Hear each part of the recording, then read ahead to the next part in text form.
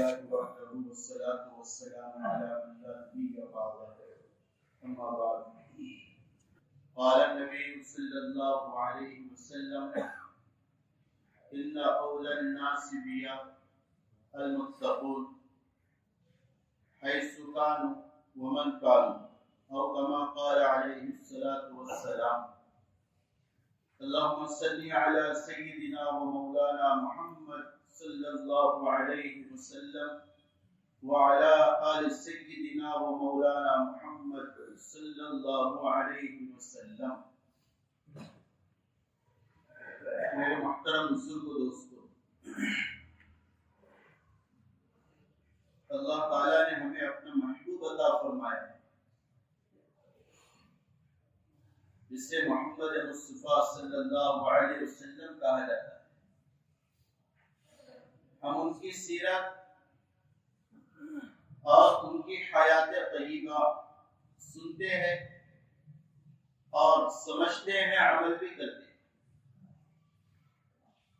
اسی طرح بندے کے دل میں خیال آیا کہ جس کی سیرت کو ہم جس کے ذریعے فالو کرتے ہیں اور جس شریعت کے مسائل کو ہم جس کے طریقے پر اپناتے ہیں اسے بھی ہم تھوڑا سماعت کرتے ہیں.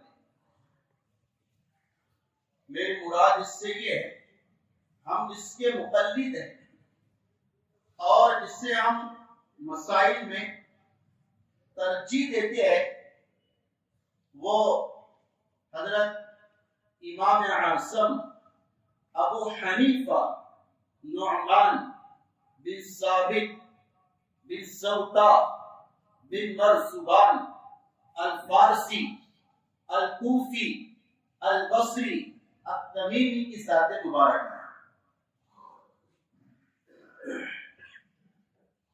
ان کی حیات طیبہ میں ہمارے لیے بہت کچھ حل موجود ہے. حالات حاصلہ کا، ہماری زندگیوں کے مسائل کا، زندگی کیسے گزارے، یہ تمام باتیں حضرت کی حیات میں. اور کیوں نہ یہ حضرت علی کی دعا ہے. اور اس سے پہلے آپ کو ایک عجیب بات سناؤ. علامہ سیوطی نے لکھا ہے، قرآن کی آیت ہے، اعوذ باللہ من الشیطان الرجیم وَإِن تَتَوَلَّوْا يَسْتَبْدِلْ قَوْمًا غَيْرَكُمْ ثُمَّ لَا يَكُونُوا أَمْثَالَكُمْ. اس آیت کا مطلب یہ ہے کہ اللہ کہہ رہے اگر تم نہیں مانو گے ہم ایک ایسی قوم لائیں گے جو اللہ کی اور اس کے رسول کی اچھی طرح مانیں گے. اس آیت کریمہ کو ہمارے نبی نے صحابہ کے سامنے سنایا تو صحابہ نے پوچھا وہ دوسری قوم کون سی ہوں گی جو اللہ کی مانیں گی اور نبی کی مانیں گی، جس کو لایا جائے گا اسسٹنٹ بنا کر، نائب بنا کر، وہ کون سی قوم ہوگی؟ علامہ سیوطی فرماتے بڑے آدمی کہ اسی مجلس میں حضرت سلمان فارسی رضی اللہ تعالی عنہ موجود تھے. تو ہمارے نبی نے فرمایا وہ قوم سلمان کے نسل سے ہوں، اور فرمایا سلمان، آپ نے پیٹھ پر ہاتھ رکھا حضرت سلمان فارسی، تاکہ تیری نسل میں اور تیری خاندان اور قبیلے میں ایسے علم کے قدردان اور ایسے علم کو حاصل کرنے والے اللہ پیدا کرے گا کہ اگر علم اور دین اور ایمان سریا ستارے پر ہوگا تو اسے بھی جا کر وہاں سے وہ لے آئیں گے اور امت کے سامنے پیش کرتے. یہ بشارت سیدنا محمد صلی اللہ علیہ وسلم نے سلمان فارسی کو عطا کی. راوی کہتے کہ سب کا اتفاق ہے تقریباً جس کی خوشخبری نبی نے سلمان فارسی رضی اللہ تعالی عنہ کے پشت اور پیٹھ پر ہاتھ رکھ کر دیکھی، اس کی مراد امام اعظم ابو حنیفہ ہے۔ اور حضرت سلمان فارسی رضی اللہ تعالیٰ عنہ کی نسل سے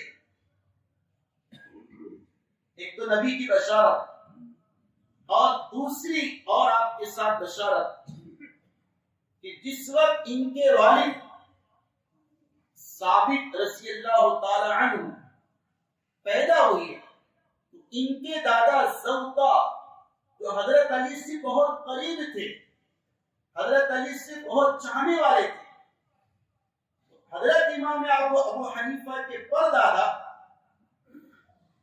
اپنے بیٹے ثابت کو لے کر، یعنی امام اعظم ابو حنیفہ کے والد کو لے کر حضرت علی کے پاس گئے۔ حضرت علی رضی اللہ تعالی عنہ نے امام صاحب کے والد کی تحنیک کی، کھجور چبا کر منہ میں ڈالا اور فرمایا کہ ثابت اس کا نام رکھو، اللہ اس کی اس نسل میں وہ لوگ پیدا کرے گا اس کے ذریعے امت کو فائدہ ہوگا۔ تو یہ ہمارے امام ابو حنیفہ رحمۃ اللہ علیہ ان دو ہستیوں کی بشارتیں، دعاؤں کی برکتیں ہیں، ایک تو نبی علیہ السلام اور ایک حضرت علی رضی اللہ تعالی عنہ۔ ہماری کمزوری یہ ہے، سب پڑھتے ہیں، سب جانتے ہیں، امام ابو حنیفہ کے متعلق نہ کوئی سناتا ہے نہ سنتا ہے۔ نام لینے والے بہت سے کو نام، امام ابو حنیفہ کا نام کیا تھا، انہیں ابو حنیفہ کیوں کہا جاتا ہے، یہ کب پیدا ہوئے، ان کی وفات کب ہوئی، ان کے مسائل کتنے ہیں جو امت کو جمع کر کے دیے، ان کی ٹاپ کی بکس کون سی ہے جو امت کے سامنے لکھ کر گئے، تاکہ ہمیں تو پتا ہو کس کی مانگ رہے۔ آپ کا نام نعمان ہے، والد کا نام ثابت ہے، نعمان بن ثابت رحمت اللہ علیہ۔ آپ کو ابو حنیفہ کہتے ہیں، کیا کہتے ہیں؟ ابو حنیفہ۔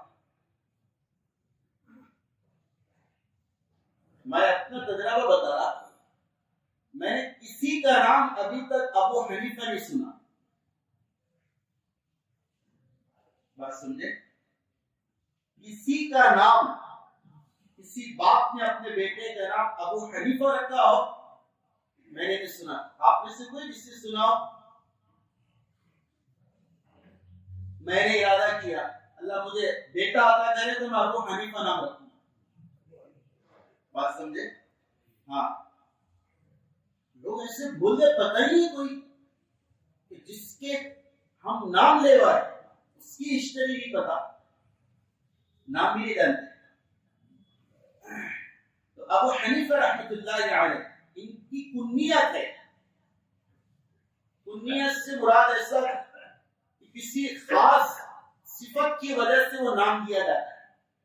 تو امام صاحب کو ابو حنیفہ کیوں کہتے، اس کی وجہ اور ریزن کیا ہے؟ تو ابو حنیفہ کہنے کی دو وجہ، ابو حنیفہ کہنے کی دو وجہ۔ پہلی وجہ حنیفۃ عربی میں قلم دوات کو کہتے، دوات جس میں سیاہی ہوتی اور اس میں قلم ڈال کر لکھا جاتا ہے، حنیفۃ عربی میں اس دوات کو کہتے، اس برتن کو کہتے۔ ابو حنیفہ قلم والا، پین والا، دوات والا، کیونکہ حضرت ہمارے جو امام صاحب ہیں ساری زندگی لکھتے رہے۔ کیا لکھا بتائیں؟ یاد رکھنا، علماء نے لکھا ہے آپ کے مسائل کی تعداد 5 لاکھ ہے۔ کتنی ہے؟ 5 لاکھ مسائل قرآن، حدیث، سیرت صحابہ سے نکال کر اس بندے نے ہمیں دیا ہے۔ اور ایک عجیب بات، ان 5 لاکھ میں سے میکسیمم مسائل تقریباً 3 لاکھ معاملات کے متعلق، 5 لاکھ پورے مسائل، اور میکسیمم مسائل کون سے؟ معاملات، اخلاق، معاشرت کے، عبادت کے کیوں؟ تو ابو حنیفہ کا مطلب وہ قلم دوات والا، کیونکہ لکھنے والے تھے، اس وجہ سے انہیں ابو حنیفہ کہا جاتا ہے۔ بات سمجھ میں آ گئی؟ دوسری وجہ، دوسرا ریزن کیا ہے ابو حنیفہ کہنے کا، وہ اچھی طرح آپ کو سمجھ میں آئے۔ حنیف کہتے اس آدمی کو جو سب سے یکسو الگ ہو کر یکسو ہو جائے اپنے دین پر عمل کرنے کے باوجود، کسی طرف نہ دیکھے، اپنے یکسو ہو کر ایک نہج پر چلتے، اسے حنیف کہتے۔ کیا کہتے؟ حنیف۔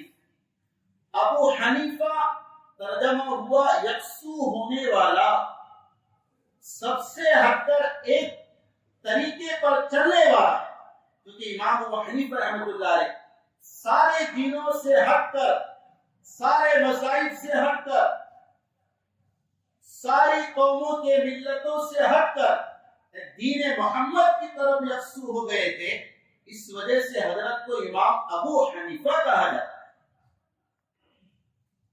آئی وجہ سمجھ میں؟ یہ دو وجہ ہے۔ تو حضرت کا نام نعمان بن ثابت، حضرت کی کنیت ابو حنیفہ، اور حضرت کا لقب امام اعظم رحمت اللہ علیہ، یعنی بڑے امام، امام اعظم، بڑے امام۔ حضرت کی پیدائش کوفہ میں ہوئی سن ہجری 50 میں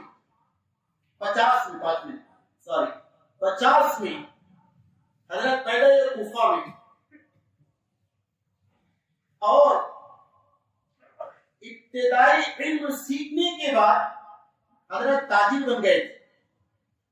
چھوٹا موٹا جو مضبوط علم ہوتا قرآن و حدیث کا، مکتب میں جیسے نثار کے طور پر، اس میں لگے اور پھر تاجر بن گئے۔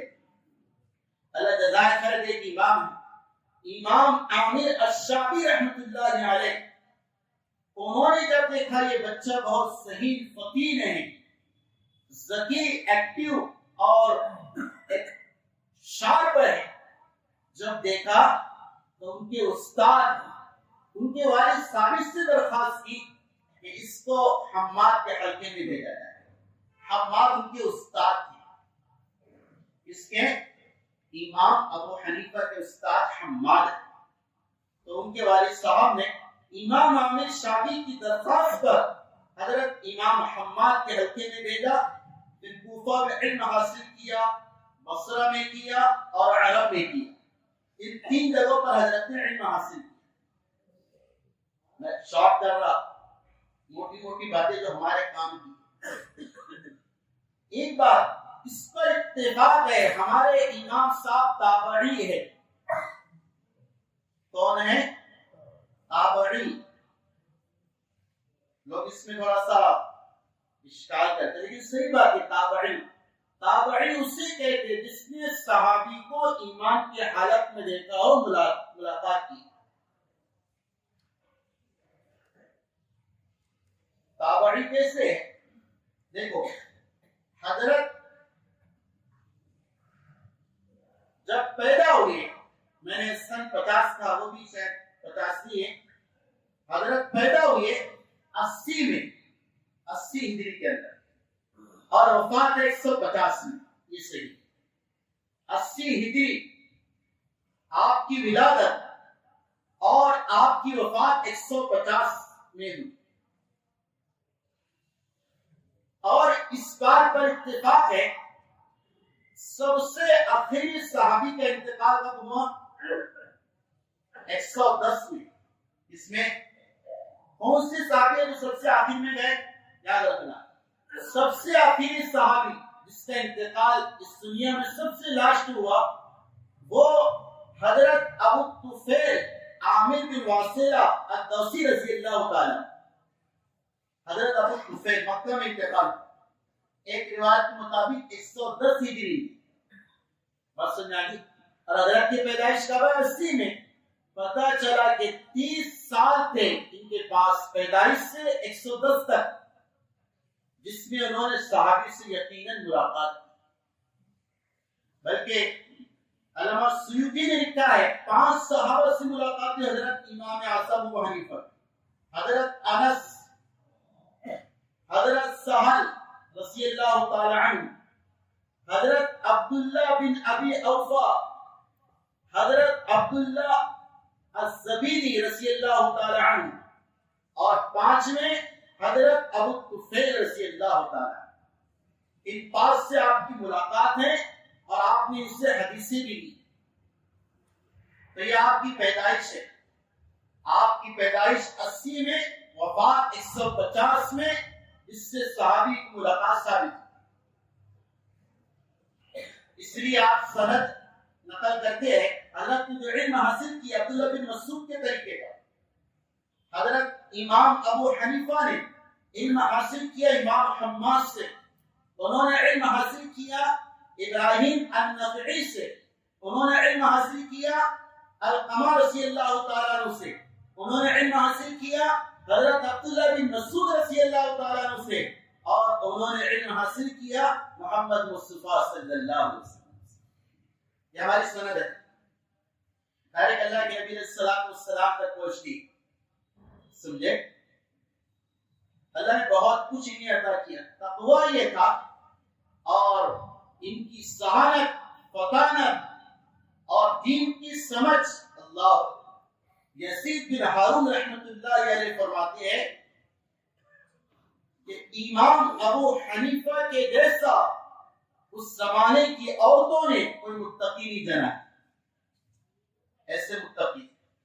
مشہور واقعہ ہے، کوفہ جس بستی میں رہا کرتے تھے، ایک بکری چوری ہو گئی، چرا کر کسی نے لے کر چلے گیا۔ اب اس بات کا امکان تھا وہ چوری کی بکری کوئی لے، کوئی اچھی وغیرہ، اور کاٹ کر ذبح کر کے فروخت کر دے، یہ ہو سکتا تھا، ڈاؤٹ تھا۔ اس لیے تجربہ کار سے پوچھا بکری کتنے سال زندہ رہتی ہے؟ کہا کہ 7 سال۔ تو وہ شبہ کی بکری پیٹ میں نہ جائے، اس وجہ سے 7 سال تک بکری کا گوشت کھانا چھوڑ دیا۔ 7 سال۔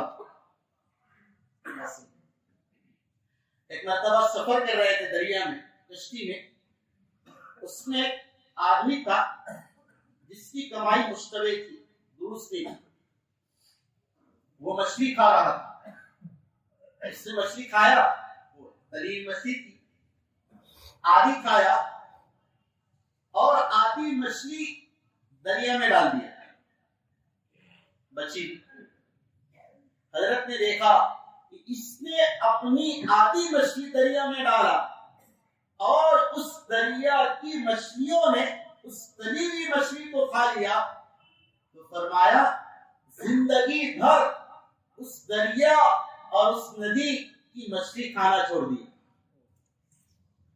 تو یہ ایسا نہ ہو کہ وہ مچھلیاں جو تالاب اور دریا میں تھی اس بری مچھلی کو کھا لے اور وہی مچھلی میرے پیٹ میں چلے جائے۔ ایسے متقی تھے اللہ، جبھی تو امام اعظم ابو حنیفہ تھے۔ علماء نے لکھا ہے، عجیب ان کے واقعہ ہے، امام صاحب کی کرامت ہے، ایک رکعت میں پورا قرآن بیت اللہ شریف میں پڑھا، ایک رکعت۔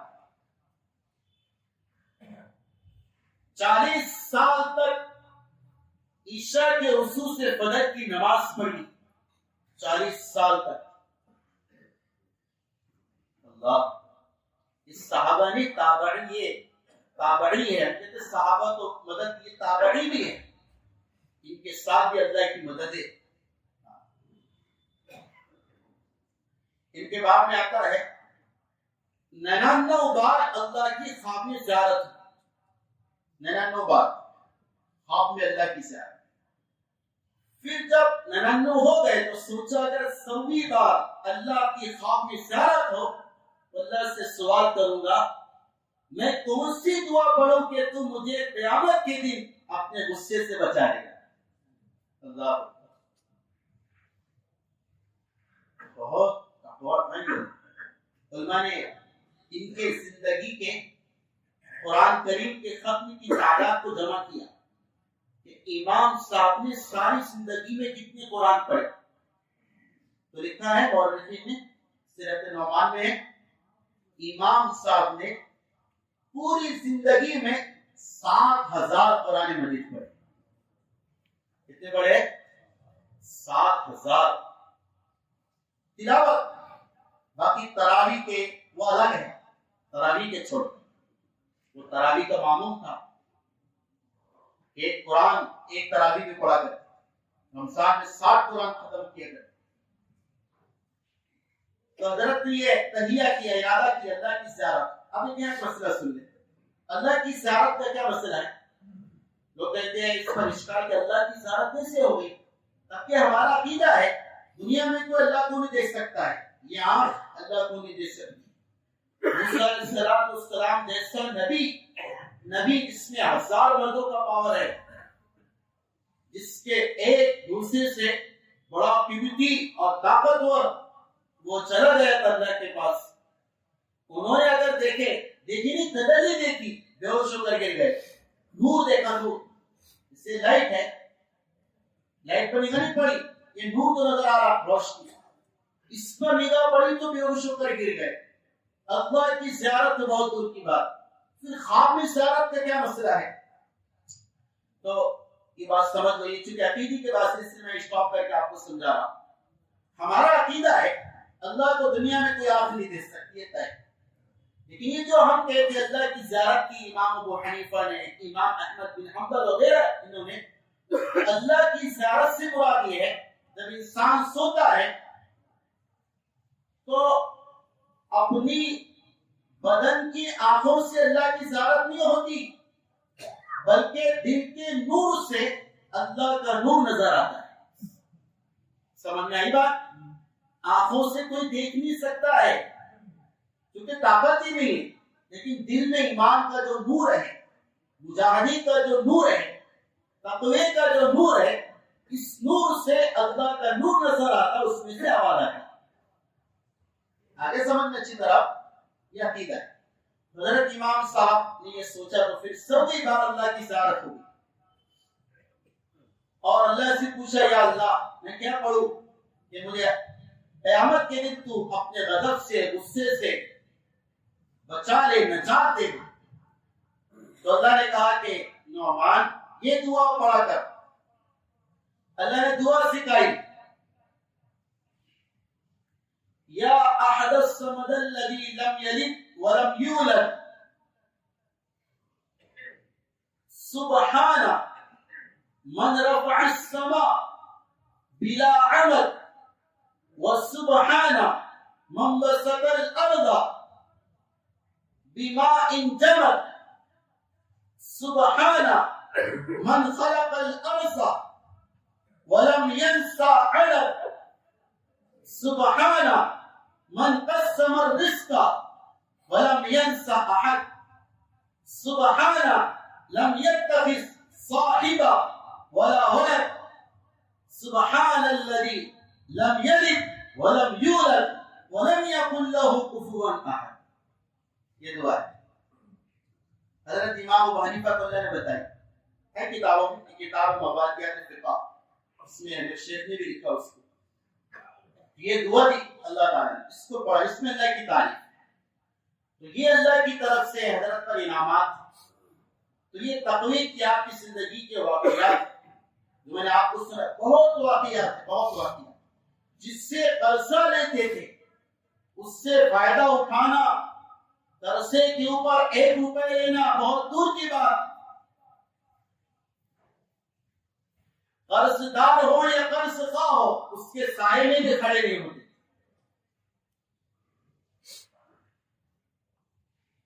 اور ایک مرتبہ جا رہے تھے، کیچڑ کا راستے میں پیر سے کیچڑ میں ملوث ہو گیا جس سے چھینٹے دیوار پر اڑ گئے. سمجھے؟ دیوار پر اڑ گئے تو اب کیا ہوگا؟ دیوار ملوث ہو گئی، کیچڑ اڑ گیا. اب اسے صاف کر کے تو اس کا کلر وغیرہ پینٹ وہ نکلے گا، دیوار میں بے تصرف ہوگا. اس لیے پریشان ہو گئے. اسی وقت وہیں کھڑے رہے، مالک کے مکان کو بلایا، کہا کہ دیکھ مجھ سے تیرے گھر میں تیری اجازت کے بغیر ایسا تصرف ہو گیا، تو مجھے معاف کر دے ورنہ جو چاہے مجھے سزا دے.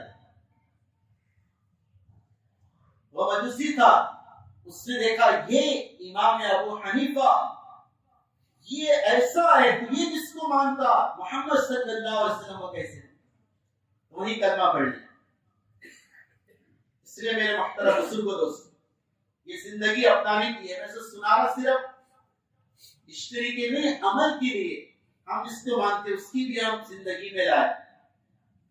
ان کے شاگردوں کا حال ایسا ہے، امام ابو یوسف رحمۃ اللہ علیہ بہت بڑے امام ہیں، بچپن میں یتیم ہو گئے، ماں نے کام کے لیے بھیجا، لیکن وہ کام کے جانے کے بجائے امام صاحب کی مجلس میں چلے جایا کرتے۔ ماں کو غصہ آیا اور کہا کہ گھر میں کھانے کو نہیں اور تو اسے یہاں پڑھاتا ہے۔ تو امام صاحب نے کہا تو مائی میں دیکھ رہا تیرا یہ بیٹا بادشاہ کے دسترخوان پر فیروزے کے برتن میں، فیروزہ ایک موتی آتا ہے، فیروزہ ایک پتھر آتا ہے، اس کے برتن میں پستے کے تیل میں بنا ہوا فالودہ کھانا ہے۔ ماں نے سنا تو یہ کہا بڑے میاں تمہارا دماغ خراب ہو گیا، گھر میں کھانے کو نہیں، یتیم بچہ غریب کپڑے نہیں پہننے کو، بادشاہ کے دربار میں کھانا، سمجھ نہیں آیا۔ پھر ہوا یہ، ایک آخری بات سن لو، ہوا یہ محنت کے امام صاحب کے ساتھ لگے رہے، استاد کو چنتے رہے، اپنے بڑوں سے لگے رہے، تو ایک دور آیا کہ ہارون رشید کا زمانہ تھا، اس نے اپنی بیوی سے غصے میں کہہ دیا تھا کہ اگر تو نے آج کی رات میری سلطنت میں گزاری تو تجھے 3 طلاق۔ یہ مسئلہ پیش آیا بغداد میں اور پھر بڑا پریشان ہو گیا، ساروں نے کہہ دیا کہ اب رات سے ہی طلاق واقع ہوگی، اب وہ ملک سے نکل تو نہیں سکتی نا، چونکہ بڑا ملک ہے، فلائٹ وغیرہ تھوڑی تھی، گھوڑوں سے روڈوں سے سفر ہوتا تھا۔ ہارون رشید نے کہا امام ابو حنیفہ کا کوئی شاگرد ہے مجلس میں، اب اسی میں کہا کہ ہے یعقوب، ان کا نام یعقوب تھا، ابو یوسف رحمۃ اللہ علیہ، ان کو بلایا جائے، ان کو بلایا گیا۔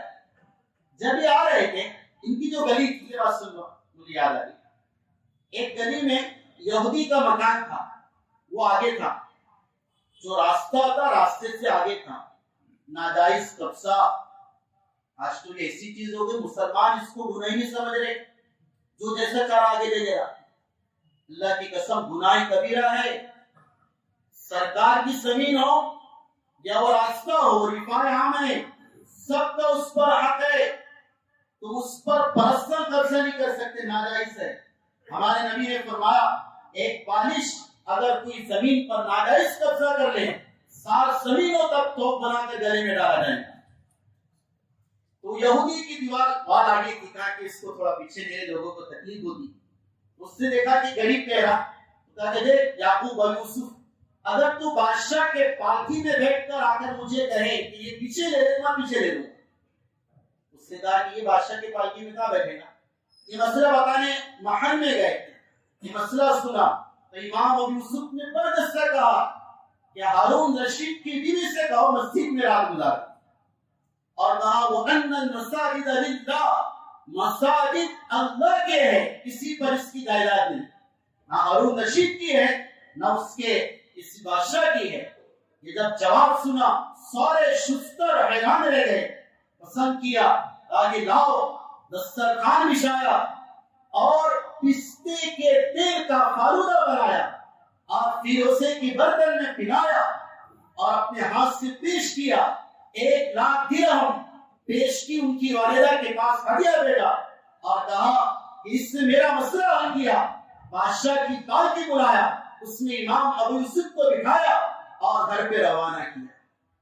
یہ پالکی جب یہودی کے گھر کے سامنے پہنچی تو کہا کہ رک جاؤ، رکھا، کہا کہ دیکھ تو نے کہا تھا بادشاہ کے پالکی میں آ کر کہے گا تو وال پیچھے لے لوں گا، میں آ چکا ہوں، اب تیری وال پیچھے دے۔ یہ امام ابو یوسف ہے، شاگرد کا یہ حال ہے تو استاد کا کیا حال ہوگا؟ اللہ تعالیٰ ان کی سیرت پر عمل کی توفیق عطا فرمائے۔ کچھ اور حالات ہیں آئندہ آپ کے سامنے آئیں گے، آپ کا وقت دیا، معذرت خواہ ہوں، ہمارے